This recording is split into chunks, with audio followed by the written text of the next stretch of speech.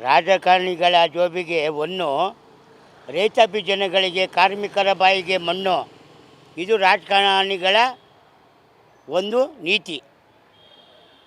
ಯಾವುದೇ ರಾಜಕಾರಣಿಗಳೇ ಇರ್ಬೋದು, ಯಾವುದೇ ಪಕ್ಷಗಳಿರ್ಬೋದು, ಅವ್ರು ಮಾಡೋದೇ ಜೋಬಿಗೆ ಹೊನ್ನು, ರೈತರ ಬಾಯಿಗೆ ಮಣ್ಣು.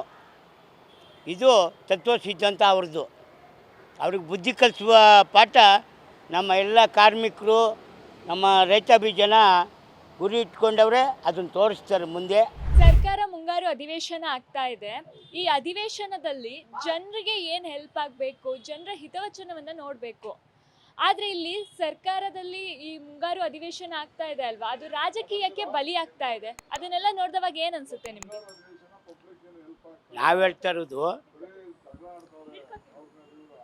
ನಾನು ಹೇಳ್ತಾ ಇರೋದು, ನನ್ನ ಇಡೀ ಭಾರತ ದೇಶದ ರೈತಾಪಿ ಜನಕ್ಕೆ ಒಳ್ಳೇದಾಗಬೇಕು. ಇಲ್ಲಿ ಆಗ್ತಾಯಿಲ್ಲ. ಎಲ್ಲ ಹಸಿರು ಸಾಲ ಹಾಕ್ಕೊತಾರೆ, ನಾವಿದ್ದೀವಿ ನಿಮ್ಮ ಜೊತೆಲಿ ಅಂತಾರೆ, ಓಟ್ ಹಾಕ್ಸ್ಕೊತಾರೆ, ಕೈ ಬಿಟ್ಬಿಟ್ಟು ಹೋಗ್ತಾರೆ. ರೈತರುಗಳು ನೇಣು ಹಾಕ್ಕೊಂಡು ಸಾಯ್ತಾವ್ರೆ. ಸಾಲ ಮನ್ನಾ ಮಾಡ್ತೀವಿ ಅಂದರು, ಎಷ್ಟು ಸಾವಿರ ಮಾಡವ್ರೆ, ಎಲ್ಲಿ ಮಾಡವ್ರೆ? ನನ್ನ ರೈತರುಗಳು ನೇಣು ಹಾಕ್ಕೊಂಡು ಸಾಯ್ತಾವ್ರೆ. ನನ್ನ ಹೆಸರು ಮಾಗಡಿ ಆನಂದರಾಜು ಅಂತೇಳಿ, ನಾಡಪ್ರಭು ಮಾಗಡಿ ಕೆಂಪೇಗೌಡರು ನಾಡಲ್ಲಿ ಹುಟ್ಟು ಬಂದವರು. ನೀರಾವರಿ ಕೊಡ್ತಾಯಿದ್ದೀವಿ, ಎಲ್ಲಿ ಕೊಡ್ತಾವ್ರೆ?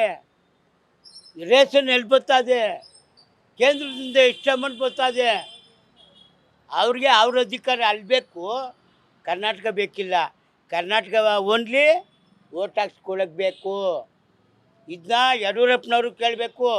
ಇವನ್ ಮಾಜಿ CM ಬಸವರಾಜ ಬೊಮ್ಮಾಯಿ ಆಟ ಆಡಬೇಕಾಯ್ತು, ಯಾಕೆ ಕೇಳಿಲ್ಲ? ಅವ್ರಿಗೆ ಅಧಿಕಾರ ಬೇಕು ಅಷ್ಟೇ. ಇಲ್ಲಿ ರಾಜಕಾರಣ, ರೈತರದ ಹಿತ ಶಕ್ತಿ ಇಲ್ಲ ಇಲ್ಲಿ. ಇಲ್ಲಿ ರಾಜಕೀಯ ವ್ಯಕ್ತಿಗಳು ಜನರನ್ನ ತನ್ನ ಸ್ವಾರ್ಥಕ್ಕೆ ಬಳಸ್ಕೊಳ್ತಾ ಇದ್ದಾರೆ ಅಂತ ಅನ್ಸುತ್ತೆ. ಹೇಳ್ದಲ್ಲೋ, ಸ್ವಾರ್ಥಕ್ಕೆ ಎಲೆಕ್ಷನು. ಈಗ BBMP ಬರ್ತದೆ, ನಗರಸಭೆ ಬರ್ತದೆ, ಅದಾದ್ಮೇಲೆ ಈಗ MLA ವಿಧಾನಸಭೆ ಬರ್ತದೆ. ಅವಾಗ ಕರ್ಸ್ಕೊಳ್ತಾರೆ. ಆ ಟೈಮಲ್ಲಿ ಹೆಗ್ಲ ಮೇಲೆ ಕೈ ಹಾಕ್ತಾರೆ. ಓಟ್ ಹಾಕ್ಸ್ಕೊಂಡ್ಮೇಲೆ ಹೆಗ್ಲ ಮೇಲೆ ಕೈ ಹಾಕಲ್ಲ, ಟಾಟನು ಮಾಡಲ್ಲ.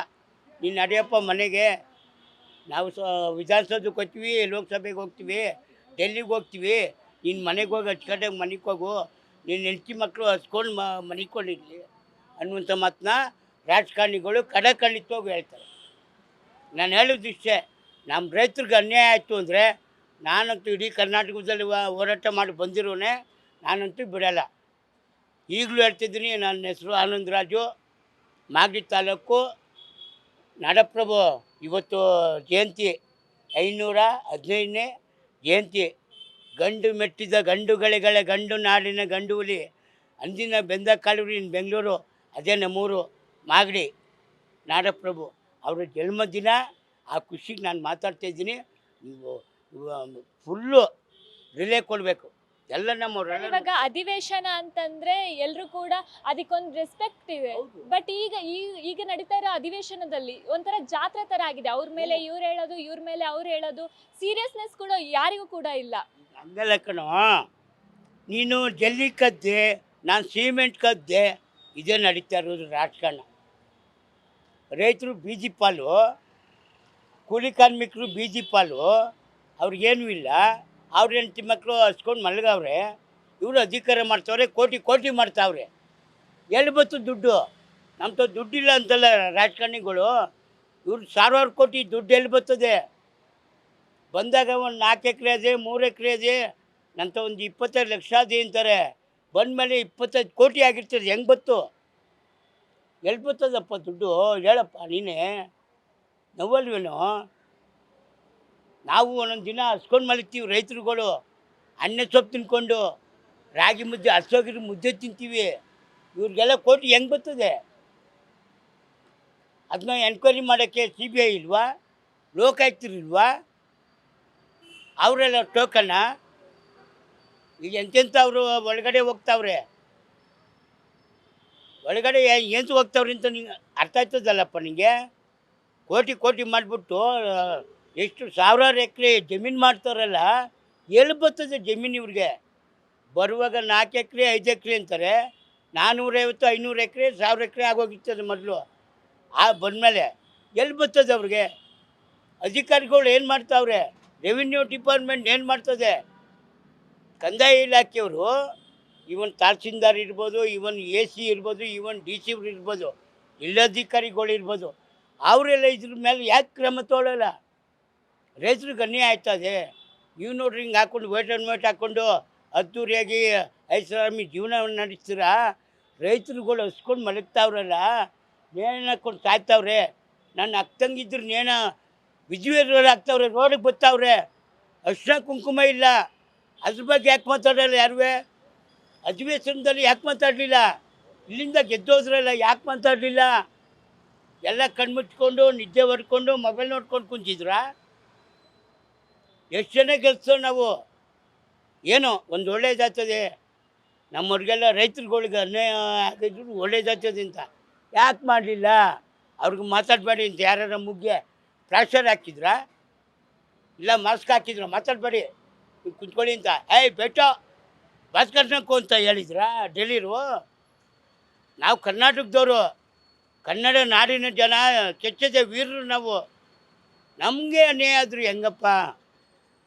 ನಾವು ಇಷ್ಟು ದುಡ್ಡು ಕಳಿಸಿದ್ವಿ, ಎಲ್ಲಿ ಕಳ್ಸಿದ್ರಿ ನೀವು ದುಡ್ಡ? ಆ ದುಡ್ಡಿಗೆ ಏನು ದಾಖಲಾತಿಗಳವೆ ಅಲ್ವಪ್ಪ? ಎಷ್ಟು ನೋವಾಯ್ತದ ಗೊತ್ತೇನೋ? 3-4 ಕಿಲೋಮೀಟ್ರ್ ಉತ್ಸವ ಮಾಡಿದ್ದು ನಾವು ನೀರಾವರಿಗೆ. ಎಲ್ಲಿ? ಮಾಗಡಿ ತಾಲೂಕಲ್ಲಿ ವಜ್ಜಿಗುಡ್ಡ ನೀರಾವರಿ ಅಂತ ಮಾಡಿದ್ವಿ ನಾವು. ತುಂಬ ಶ್ರಮಪಟ್ಟ ಕೆರೆ ಕಟ್ಟೋಕ್ಕೆ. ನಿಮ್ಗೆ ಗೊತ್ತಿರಬೇಕು, ಎತ್ತಿನ ಮನೆ ಗುರ್ಗಂಜಿ ಗುಡ್ಡ ಅಂತ. TR ರಂಗಯ್ಯನವರು MLC ಆಗಿದ್ರು ಅವಾಗ. ಇವಾಗಿಲ್ಲ, ಅವರು MLC ಆಗಿ ಎಕ್ಸ್ಪೈರ್ಡ್ ಆಗೋದ್ರು. ಅವ್ರ ಶಿಷ್ಯನೇ ನಾನು. ತುಂಬ ಹೋರಾಟ ಮಾಡಿ ಹಳ್ಳಿಗಾಡಿ ಜನಕ್ಕೆ, ರೈತರು ಮಕ್ಕಳುಗಳು ಬೆಂಗಳೂರಿಗೆ ಬರೋದು ಬೇಡ, ಉದ್ದಿನ ವಡೆ ಇಡ್ಲಿ ತಿನ್ನೋದು ಬೇಡ, ಜಮೀನಲ್ಲಿ ಕೆಲಸ ಮಾಡಲಿ. ಇಲ್ಲಿ ಉದ್ಯೋಗ ಇಲ್ಲ, ಅಲ್ಲಿ ಉದ್ಯೋಗ ಇದೆ. ನೀರಾವರಿ ಆದರೆ ಕೆಲಸ ಮಾಡ್ತಾರೆ ಅಲ್ಲಿ. ಇಲ್ಲಿ ಬಂದು ಎಲ್ಲೋ ಒಂದು ಕಂಪ್ನಿ ಸೇರ್ಕೊತಾರೆ, ಅಲ್ಲಿ ಪೇಮೆಂಟ್ ಕೊಡ್ತಾರೆ, ಬಿಡ್ತಾರೆ. ಒಂದು ಉದ್ದಿನ ವಡೆ 2 ಇಡ್ಲಿ ತಿನ್ಬಿಟ್ಟು ಇಲ್ಲಿ ಕಾಲ ಕಳೆ ಬದಲು ಅದ್ಭುತವಾಗಿ ಅಲ್ಲಿ ಬೆಳೆ ಬೆಳೆದು ಹೊಟ್ಟೆ ತುಂಬ ನೀನು ಊಟ ಮಾಡಿ, ನೀನು ಒಂದು 10 ಕುಟುಂಬಕ್ಕೆ ಅನ್ನ ಹಾಕಿದ್ರೆ ಅನ್ನದಾನಿ ಸುಖೀಭವ ಅಂತ ಗಾದೆ ಐತಲ್ವಾ? ಅಲ್ವಪ್ಪ? ಅದೇ ನಾನು ಹೇಳೋದು. ನಮಗೇನಿಲ್ಲ, ನಮಗೇನು ರಾಜಕಾರಣದ ದೃಷ್ಟಿಯೇನಿಲ್ಲ. ನಾವೆಲ್ಲ ಕಡೆ, ನಂದು ಎಜುಕೇಷನ್ ಬಂದು ಡಿಪ್ಲೊಮಾ ಚನ್ನಪಟ್ಟಣ. ಮೊದಲಿಂದು ಹೋರಾಟಗಾರನೇ. Beat plus Karnataka.